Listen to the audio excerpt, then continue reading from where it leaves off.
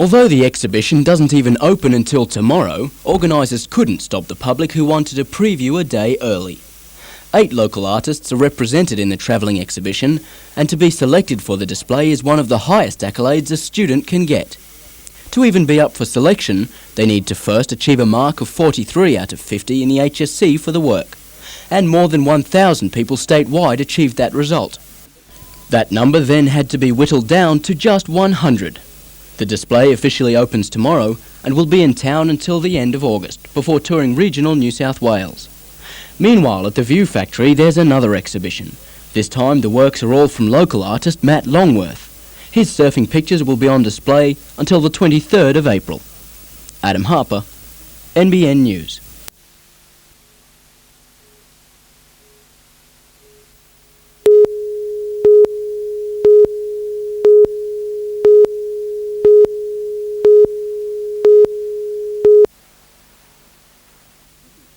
Sydney 2000 has been Webb's driving ambition in the pool, but back on land getting her licence has taken main focus.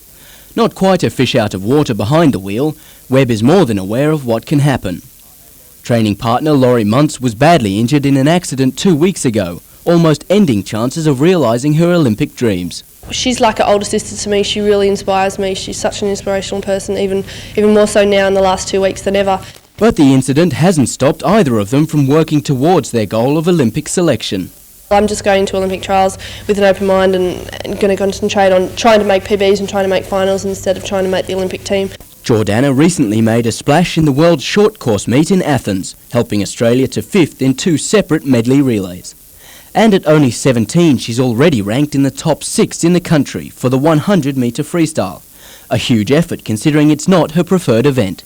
My freestyle's I've worked really hard over it, on it over the last 5 months, and it's come through really well. With some experience in the Athens pool, the site for the 2004 Olympics, Jordana is confident that she'll make it back there for the real thing. For now, it's off to Nowra, where she'll stay with Muntz to continue training and take over the driving duties. Adam Harper, NBN News.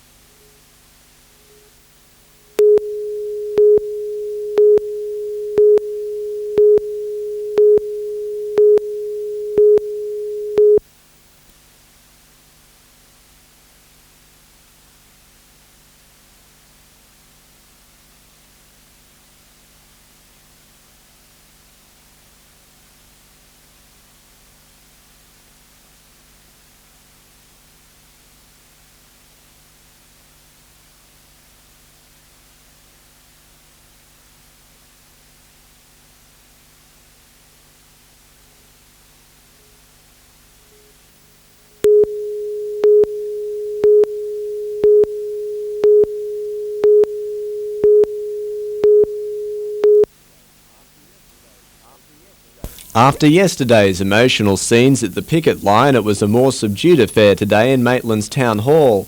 Government and business representatives spelled out the structure of the $2 million retraining package. It'll begin with a 4-week workshop aiming to get the sacked workers job ready, and they'll also receive a $5,000 voucher.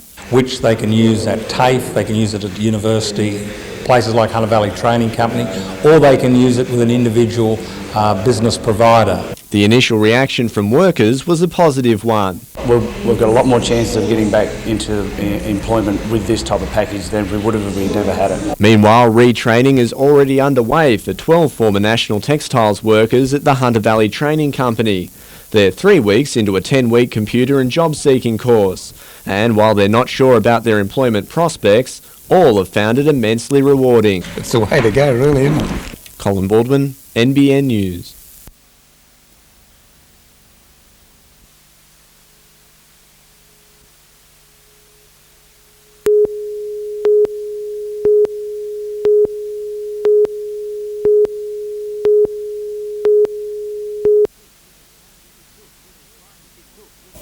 It took little time this morning to declare the pitch unsafe for play. Soccer Australia have deemed the field a little bit dangerous for the players to compete on, so we've moved it to Tuesday night. But with more rain expected on a ground that's already soaked, there's doubts over that rescheduled fixture as well. The extra time will give coach Lee Sterry time to plan his squad and pending marriage. Last night, the Breakers mentor played one of his bravest moves ever in front of an appreciative Newcastle Knights crowd. While his team was being presented, Sterry presented a surprise to his partner Dana.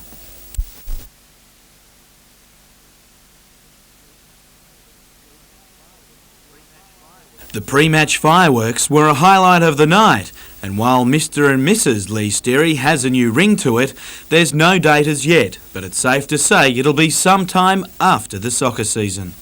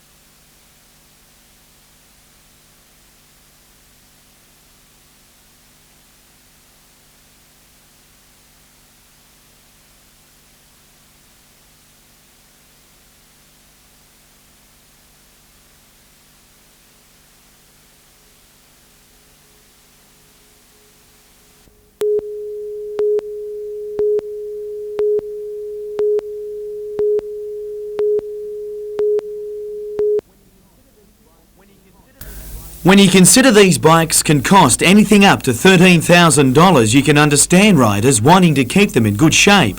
But you wondered why they bothered after seeing them throw their machines around the new track at Mount Sugarloaf. Today, the first time it's been raced since being redeveloped. Glenn Jacobs, who travels around the world for the UCI building tracks, he called in here one day and we walked through the bush with him and he sort of said, go here, go there, and we've done exactly what he said and it's just come out unreal. While downhill events are known for speed, today that took a back seat to just staying aboard as mud made things a whole lot harder. We've got some really steep sections in there that are really good to ride in the dry, but as soon as it becomes wet, it's like being on ice skates. The Hunter Association will host another round of the State Downhill Series next month.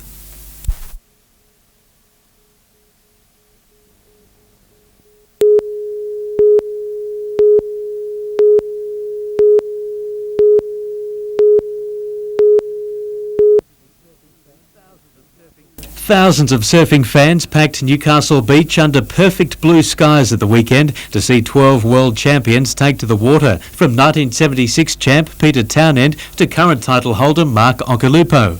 Newcastle's four-time world champion Mark Richards is still recovering today after the spectacular world first. The day after, I've still got to pinch myself to believe it actually happened. Like when I was sitting out there in the water surrounded by all the guys, I was thinking, I can't believe they're all here and we're all surfing together. After a week of rain and less than ideal conditions, it was just the crowd organisers had hoped for. Great turnout by the crowd, and we really want to thank the Newcastle people for sticking behind the event. In the final of the MR Newcastle City Pro, Tweedhead's teenager Mick Fanning edged out world number 2 Taj Burrow, Byron Bay's Danny Wills and South Africa's Greg Emsley to win the feature event. 10 days of international visitors and more than 200 competitors and their support crews bringing dollars and publicity to Newcastle. What we need to do is to use the opportunity with something like Surffest to get a branding or a series of brandings for our region.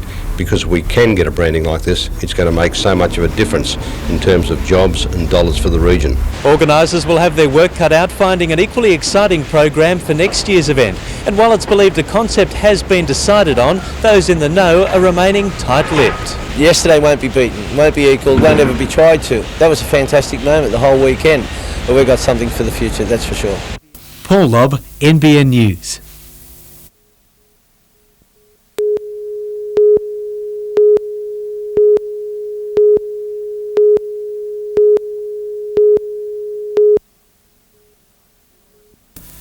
There were a few Knights players conspicuous by their absence at today's sprint training. Those missing included Andrew Johns and Adam McDougall, while some of those who were there are still troubled by injury. Matthew Gidley wasn't at full pace, guarding his groin problem, while Ben Kennedy also showed the effects of a big game against St George Illawarra. However, both are expected to play the Roosters. Matthew Johns is confident as well, but isn't 100% either. The Australian 5'8" aggravated an old ankle injury, x-rays revealing a small crack. I just hope this foot injury doesn't sort of, drive a wedge in between me and, sort of representative aspirations, or continuing on with, what's been a good season so far with the Knights. Given the poor preparation and injury problems both before and during Friday's match, Coach Warren Ryan wasn't too disappointed with his team's performance, but he wasn't overly impressed by referee Sean Hempstead either. There were a few things that, on review of the video that I wasn't real happy about, but you got to be careful about making public statements, as you well know, Jim. But it's Saints' smart tactics in slowing the Knights down in attack that'll be a popular issue at training during the week. I think it's a terrible indictment, something or other, that we're always talking about winning on the ground. Basically you're talking about winning wrestling matches, and it's just not an aspect of football I enjoy coaching, but you've got to do it.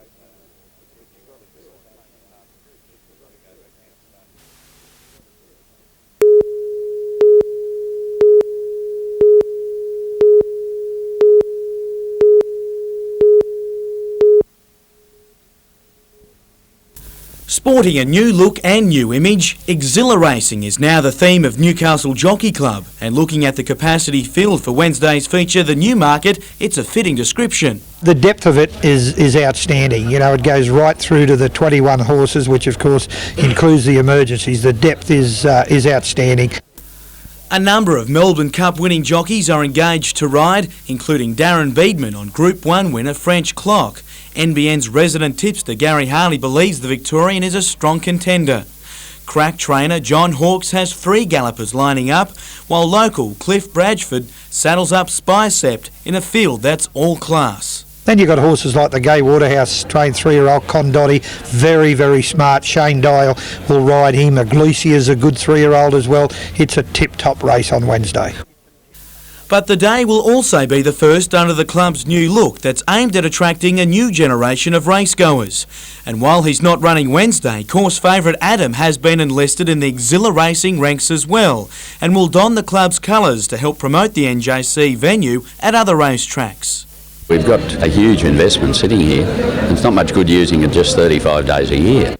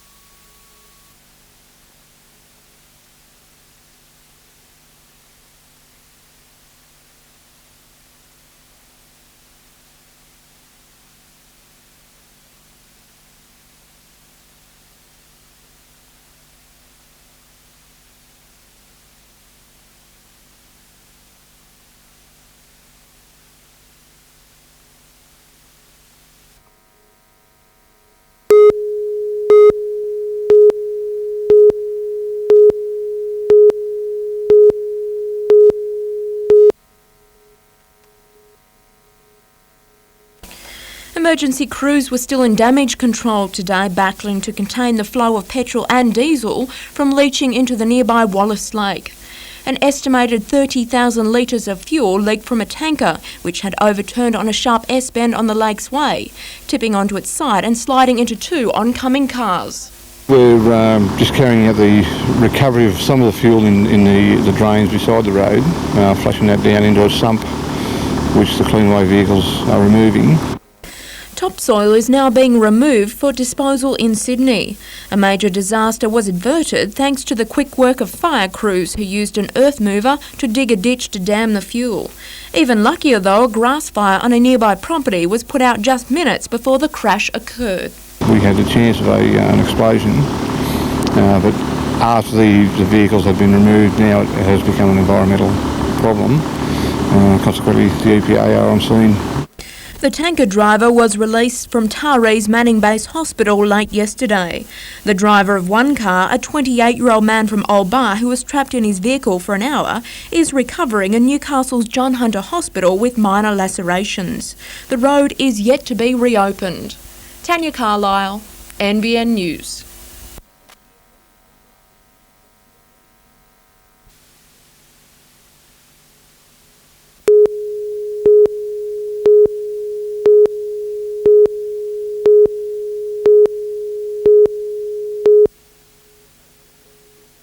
The Hunter has a growing reputation among film producers as an affordable location to shoot movies. Yahoo Serious put the region on the map with his films Young Einstein and Reckless Kelly. Dean Perry's film Bootmen, shot at the BHP last year, is due to open in October. And The Hunter's answer to the Teletubbies, The Cosmos Kids, was shot at Maitland. Hot on the heels of a trailer now showing in cinemas across Australia that aims to bring film producers to The Hunter, Newcastle Council has now released this portfolio, continuing the hard sell. New South Wales Film and Television Office has taken 200 copies to Los Angeles, to the Film Location Expo over there, and they have been very supportive of us. They refer people to us, and we distribute this document through location professionals as well as producers when they are looking for a site somewhere here in New South Wales. Launched today by film critic Margaret Pomerantz, the guide reveals important information for filmmakers like the number of daylight hours in certain locations and average monthly rainfall. But some in the business are already convinced. It's very easy to get out of into the country. The beaches are absolutely gorgeous and not too many people on them. They're really good for filming. It's a very easy ride from here to Sydney, and I would have to say I'd recommend it. Paul Lobb, NBN News.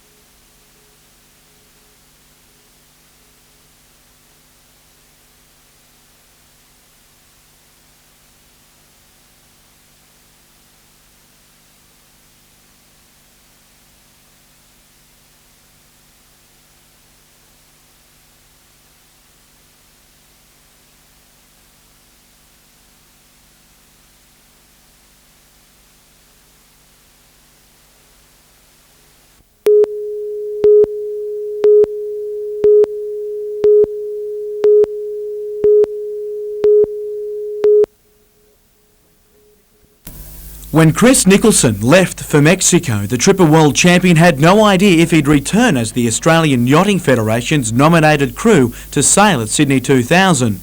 He'd had the AYF's backing, but an appeal by rival Adam Beechel saw the selection process start again. With everything up in the air, he left for the World Champs at the last minute. With no preparation, he somehow managed fifth. All in all, things could have been, a little bit smoother for us, but either way, it was great to get the news.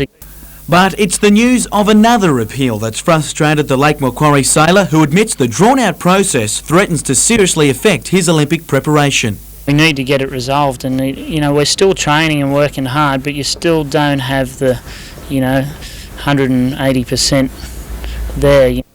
It's not clear when Beechel's appeal to the AYF will be held, but it could be anything up to 6 weeks until Nicholson knows if he's definitely to sail at Sydney 2000. The reasons for us being picked are fairly solid and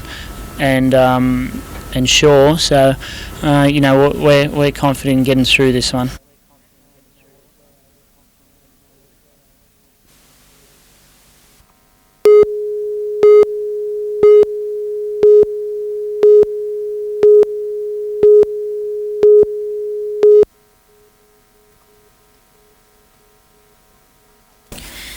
started out like any other fire for Windale Fire Brigade. It was one of a number of crews that rushed to a weatherboard house in Bulls Garden Road, Whitebridge, at around 2:30 after neighbours reported it was engulfed in flames. The difficulty we had with the fire is that apparently it started underneath the floor and was burning up through the wall cavities. The electricity had been cut to the house, but this house was still alive. Despite being told by neighbours the owners were away, 2 firefighters donned breathing apparatus and plunged into the inferno to make sure. Unknown to their colleagues outside still fighting the flames, they collapsed after suffering an electric shock. It's still unclear at this stage exactly why the house was still live. Take that line of hoses, someone's in there. Inside the house with BA on, one member put his foot through the floor and was electrocuted, even though that the power was cut to the house. The firemen were dragged from the burning house, lucky to escape with their lives. Both are now recuperating in Belmont Hospital and are listed as satisfactory. It took fire crews around 2 hours to douse the flames after the electricity company was called to make sure the power was cut off. The house was completely gutted. Tanya Carlisle, NBN News.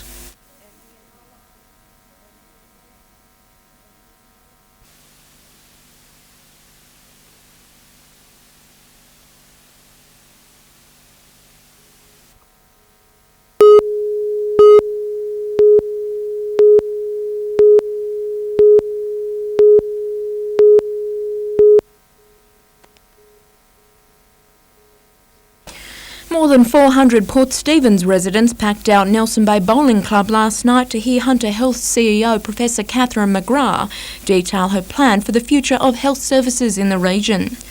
Topping the agenda for Professor McGrath was outlining the results of a recent survey of health needs in Port Stephens and explaining just how Hunter Health was going to meet this ever-increasing demand. And therefore the imperative on the health service is to keep innovating and changing the way we deliver services to be able to meet that demand within the resources available to us. The dilemma, however, for Professor McGrath is prioritising the region's largely elderly population's health needs with a capped budget. Everyone got 100% of their earnings in tax, we would still never have enough. A steering committee will now be established to oversee further expansion of community health and polyclinic services in Port Stephens. Tanya Carlisle, NBN News.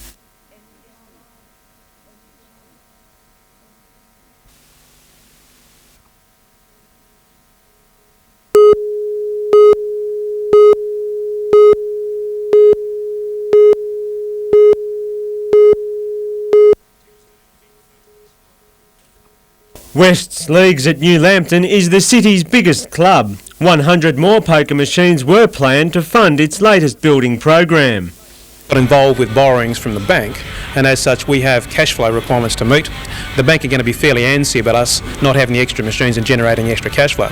When you borrow 20 million, they'd like to be able to get repaid. The Premier's decision yesterday to freeze the number of poker machines has been criticised as too little, too late. Gambling is totally out of control in New South Wales. We've got, in New South Wales, 10% of the world's poker machines. I mean, that is a disgrace. The Carr government should have put a cap on this years ago.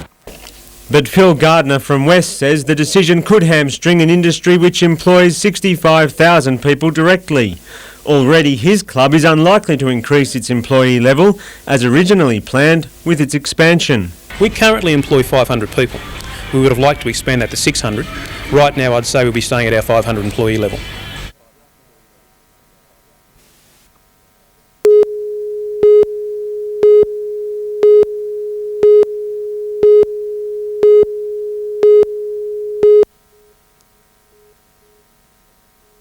Daryl Green had spent only one day in custody for the robbery of the ANZ Bank at Toronto last July when he managed a crafty exit from custody at Newcastle Courthouse by swapping clothes with an inmate due for release.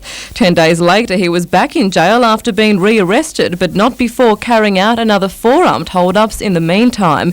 The prisoner pleaded guilty to 6 charges of armed robbery whilst being armed and 1 count of escaping custody and was today sentenced to a minimum term of 5 years jail for the offences, including an additional 3-year term.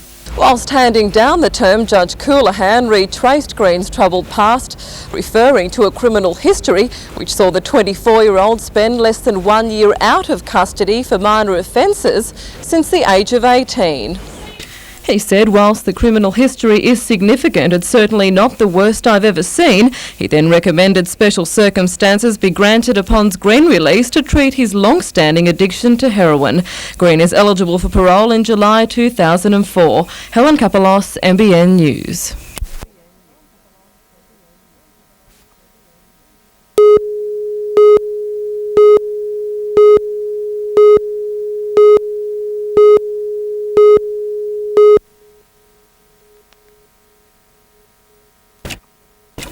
Mr B was the first witness to be called when the 3-day committal hearing at Newcastle Local Court kicked off today. He's one of 3 men already serving a jail term for the bloodied attack on the former owners of the Hunter Valley Equestrian Centre, John and Susan Stewart, carried out in the early hours of the 18th of December 1997. Mr B told the court he'd shared a friendship with the accused, 41-year-old Lionel Desange, since 1986, and that in mid-1997 he was approached by him to organise a hit against his then business partners, Mr and Mrs Stewart. He claims it was then that Lionel asked him, "Do you know anyone who can knock someone off?" He says later in the conversation he asked Lionel, "How much does someone get for something like that?" To which Lionel replied, 10 grand.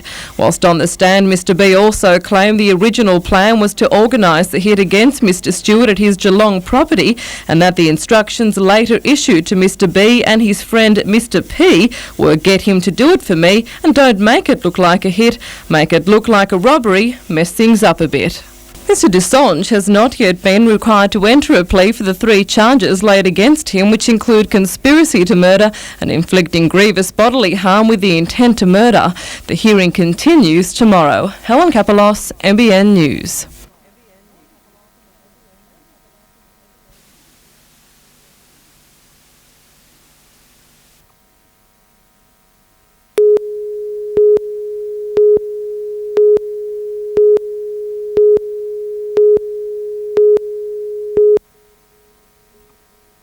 The Newmarket is the first of Newcastle's Big 4 races for the year. Some of the veterans from the race's 45-year history turned out at Broadmeadow today. Among them, the Hoop, who won the inaugural race in 1955, Arthur Ward at 80. The racing's much more harder today, and I think the horses are much fitter and a little bit better. They're better quality horses. And he wasn't the only one trackside for the $100,000 feature. The Cup King himself, Bart Cummings, also put in an appearance to watch his entry, Spying, ridden by John Marshall. According to tipsters, not even the King himself can be guaranteed a win in Newcastle. What they see at Broadmeadow, mate, is one of the great race tracks of Australia. Magnificent long straight, atmosphere fantastic. Every horse gets a chance down the long run here, and with the top jockeys it'll be very, very competitive. One given was that when the horses did line up for the start, all eyes at Broadmeadow were focused trackside.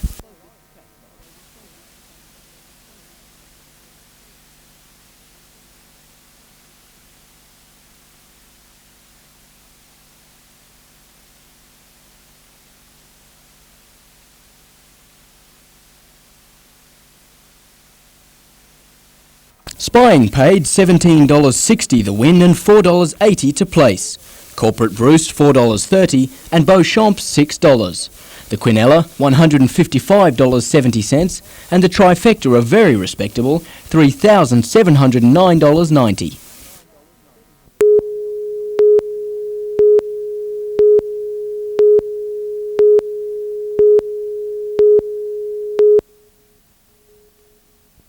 Treating prostate cancer can involve high doses of radiation, which sometimes causes sickening side effects for sufferers. But now a new trial is underway trying to establish whether hormone therapy can reduce the amount of radiation needed. What we're particularly looking at is the important issue of if hormones will help the patients, well, then how much hormones are actually necessary.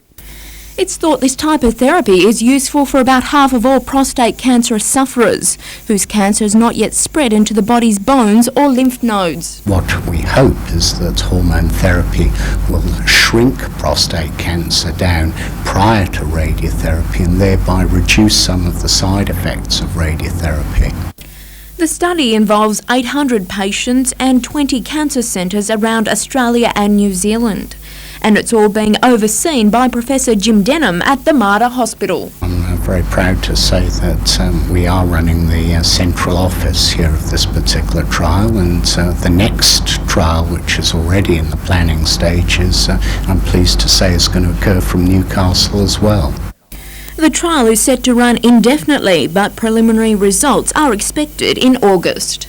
Tanya Carlisle, NBN News.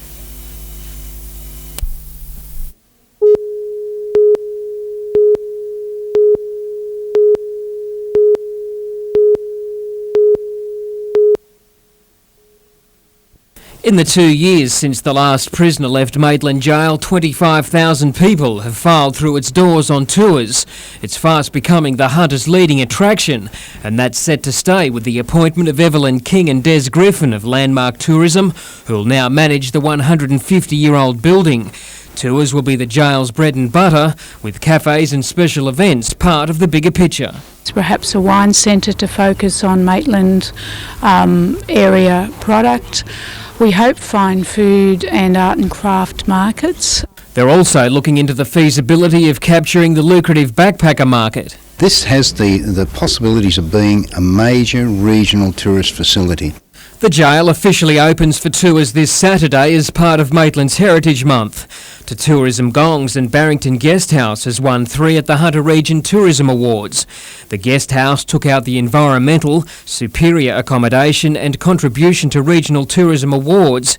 Eagle Reach Resort near Vasey was a joint winner of the Superior Accommodation section, while the Esplanade in Newcastle won its 5th consecutive award for deluxe accommodation. Blake Doyle, NBN News.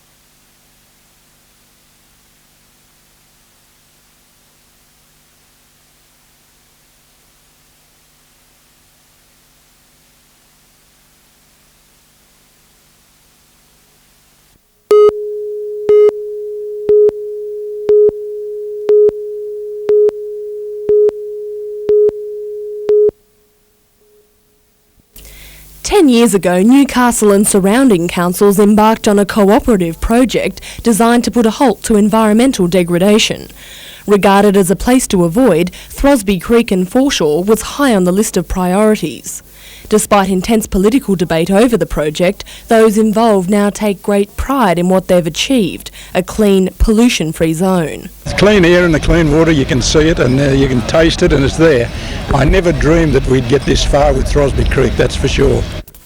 Working under the state government's Rivercare 2000 banner, those involved were today acknowledged for their contribution to beautifying the region.